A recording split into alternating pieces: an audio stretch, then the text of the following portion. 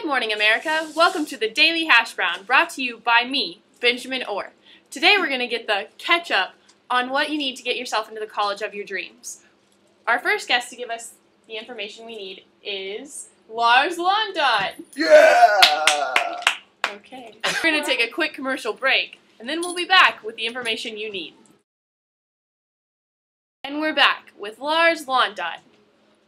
So, some crucial steps into getting into college are, of course, knowing the tuition of the school that you want to attend. In-state tuition is generally less expensive than out-of-state tuition. For example, UT is around $20,000 for in-state, while going to UCLA is around $54,000. And another thing to think about is the different types of schools. There's private and public schools. So, public schools are generally less expensive than private schools. However, if you're attending a public school like UCLA and you're from out of state, public school can end up being more expensive than a private school. And another big thing to think about is different test scores, like your SAT, your ACT, and your PSAT scores. And the SAT is a timed 3-hour and 45-minute test that focuses on math, critical reading, and writing. And the ACT is a 215 multiple choice question test that includes English, math, reading, and science reasoning. And the SAT is mainly a logic test, while the ACT is more of like, what's it called, like a achievement test. And the PSAT is like a practice SAT test that you take your freshman and sophomore year in high school. And in your junior year, you also take it, and it decides whether you're a National Merit Scholar, which in some cases can mean a free ride to college. And we also have like some scholarship opportunities, such as being a National Merit Scholar, or if you want to attend a school in Texas, you can visit texasscholarship.org to find out basically scholarships for just about anything. And remember, don't just go for the $5,000 scholarships. Try going for the $500 one, because they can end up paying off in the end if you apply for a lot of those rather than just a few 5,000.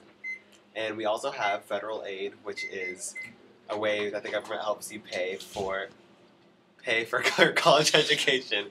To be eligible for federal aid, you have to meet the following requirements.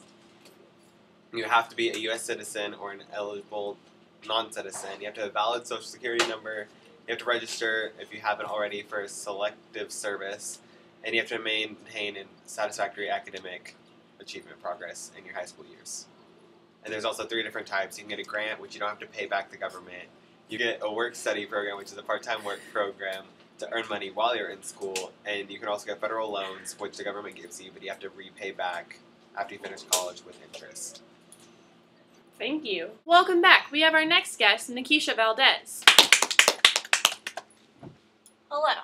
Shake his whole thing. Okay. Most states have major universities as well as community colleges. Most community colleges are there to get your basics out of the way. There are 2-year colleges. Community colleges are to gain your associate's degree, so then you can transfer to a 2- or 3-year college to get your bachelor's. Community colleges are usually supported by local tax revenue. ROTC is the Reserve Officers Training Corps. It's a college elective that focuses on leadership development, problem solving, professional ethics, and strategic planning. It also gets you ready for military service. Campus life. College campuses are thriving with people, activities, and things to see. Most colleges have sororities and fraternities that have parties, interesting people, and fundraisers that can go on around the campus. Some campuses have concerts available to students. There are dorms and living corridors close together, so if you live in one, you can still communicate with people. Welcome back. We have our next guest, Randall Ball.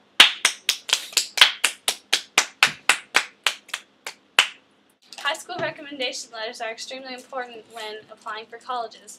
Colleges read these letters to get a sense of who you are from your teachers, counselors, and others adults who know you. Students are encouraged to ask for recommendation letters from responsible adults that are close to them or have known them for a while. Students should know that when a recommendation letter is written, it is sent directly to colleges without the approval of the student. Therefore, students should choose to ask who to ask with great care. Recommendation letters will tell colleges honestly about how you work, how you get along with others, and whether you have any leadership skills. College tours are a great way to experience the atmosphere, size, and campus of a college. Taking tours will help students decide whether a school is too big or small, or if it has accredited programs that you would be interested in. Just reading brochures or pamphlets can't help a student form an opinion about a school. Actually experiencing the campus helps a student evaluate the academics and housing of a college and will help significantly in deciding if a college is right for you. The more involved you are in the tour, the more you will get out of it and understand about how the school functions. Summer is a perfect opportunity for students and parents to start college visits. Some technology that is helpful for students when submitting applications would be online applications, textbooks, and courses. Also, when submitting college applications for students, students can include a digital portfolio or video statement to help show colleges who they are and what they are capable of. Application deadlines. Each individual college has their own application deadlines, and to check those, students can check the college's website. However, most deadlines are around the same time. Early acceptance applications tend to be around November 1st through the 5th. Regular application deadlines are usually due between January 1st and February 1st. If a student is transferring colleges, the deadline is around May 1st. Financial aid is very important when thinking about college. Most colleges offer scholarships for academics, athletics, and much more. However, there are many other ways to receive financial aid. For instance, the government gives student loans to anyone who needs them. Student loans are not like scholarships, the main difference being student loans have to be repaid with interest. If a student is receiving a student loan, they should understand how much they will owe after college. Students should keep in mind that they could be in debt for years if they don't limit the amount they receive in student loan. Thank you. Welcome our new guest, Mike Burns. No, 111. Burns and ball it back, y'all. Illy, illy. Alright, let's talk about college.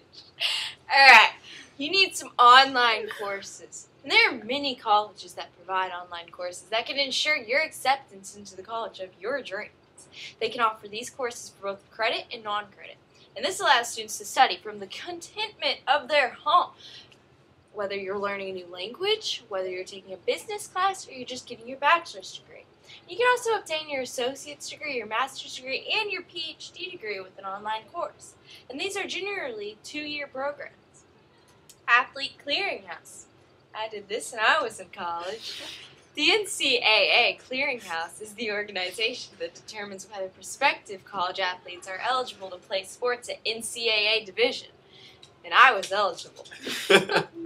They do this by observing a student's academic record, their SAT or ACT scores, and amateur status to ensure conformity with where'd you go with NCAA rules.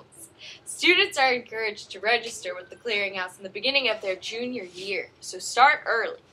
Students must be cleared by the Clearinghouse before they receive athletic scholarships. Students can register online by entering your personal information, not too personal, answering questions about their athletic participation, and by paying a registration fee. Work programs. A good source of funds that is available to college students with financial need is the Work Study program. In order to be considered for work study, you have to begin by filling out the FAFSA.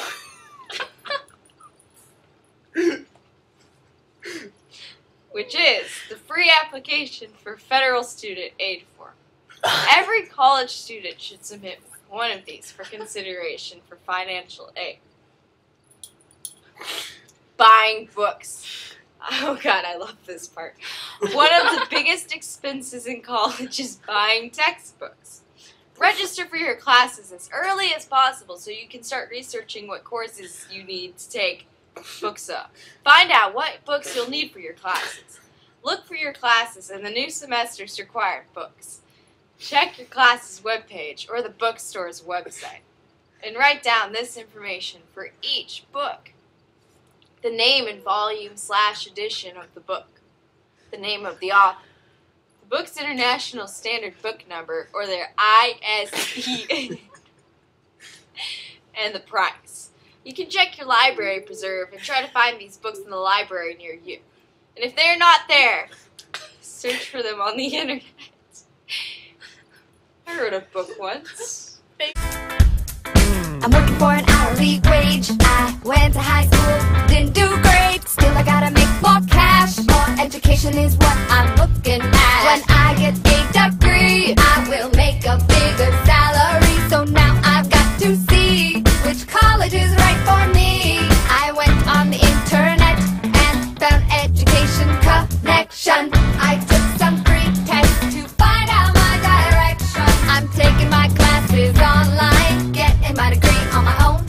education connection. Match me with the right college for free. Get connected for free. We recently visited 4 schools in the local Texas area that we are going to compare and contrast. The first school that we visited was ACU, and one of the second schools we visited was UT Austin. ACU is a private Christian college located in Abilene, Texas, and this school has around 5,000 students and costs roughly around $32,000 a year. UT Austin is a major public school located in Austin, Texas, that has around 50,000 students and roughly costs $18,500 a year.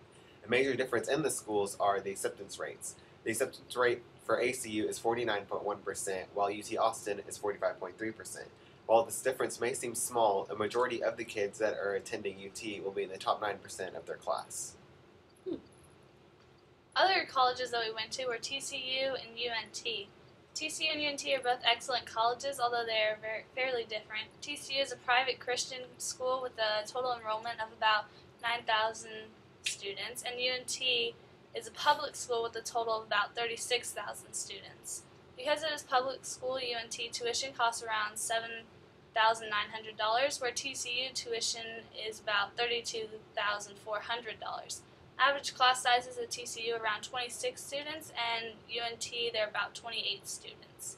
The next colleges we're comparing are ACU and UNT. ACU is a private school located in Abilene, Texas. It costs around $32,000 a year. It has around 5,000 students, and the incoming freshman class is around 1,000 this year. UNT is a public school located in Denton, Texas. It costs around $8,000 for tuition a year, and it has close to 36,000 students total. The school we chose as our favorite was ACU. This is because we like the small environment, how the school is going green with the use of iPads instead of textbooks, and we like the idea of how it challenges our faith. Alright, here's a question for you. What college do you want to go to? Just shout it out. Come Just on, shout it. guys, Come on. shout it! Come on, I can't hear you.